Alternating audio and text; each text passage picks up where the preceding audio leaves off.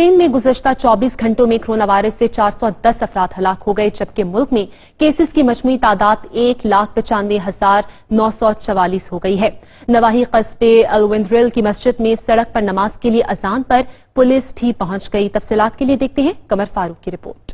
Spain میں corona virus سے ہلاکتوں کے تناسب میں کمی آنا شروع ہو گئی ہے۔ گزشتہ 24 گھنٹوں کے دوران 410 افراد ہلاک ہوئے۔ یہ تقریباً ایک مہینے کا سب سے کم ریکارڈ ہے۔ ملک میں کل ہلاکتیں 20,453 ہو گئیں۔ اس اعتبار سے اسپین کورونا وائرس سے ہلاکتوں کے گراف میں تیسرے نمبر پر آ گیا۔ اسپین کے وزیر اعظم نے کہا ہے کہ وہ پارلیمان سے لاک ڈاؤن میں مزید 15 دن کی منظوری طلب کریں گے، جس کے بعد ملک میں کورونا وائرس کی وجہ سے جاری لاک ڈاؤن میں 9 مئی تک توسیع متوقع ہے۔ 27 اپریل سے بچوں کو گھروں سے باہر نکلنے کی اجازت دی جائے گی، تاہم یہ رعایت صرف 12 سال اور اس سے بڑی عمر کے بچوں کے لیے ہوگی۔ ایسا کرتے ہوئے ان تمام حفاظتی اقدامات پر عمل پیرا ہونا ہوگا۔ دوسری جانب لاک ڈاؤن سے تنگ افراد نے باہر نکلنے کی کوشش کی ہے۔ بارسلونا کے نواحی گاؤں الوینڈریل میں مقامی مسلمانوں کی مسجد کے امام نے اس جمعہ کی شام 8:30 پر باہر سڑک پر نماز کے لیے اذان دینا شروع کی تو درجنوں افراد لاک ڈاؤن کے خلاف ورزی کرتے ہوئے سڑک پر جمع ہو گئے۔ اسی اثناء میں پولیس بھی وہاں پر پہنچ گئی۔ مقامی بلدیہ کے حکام نے کہا ہے کہ حقائق کی چھان بین کر رہے ہیں، جس کے بعد قانونی کارروائی کی جائے گی۔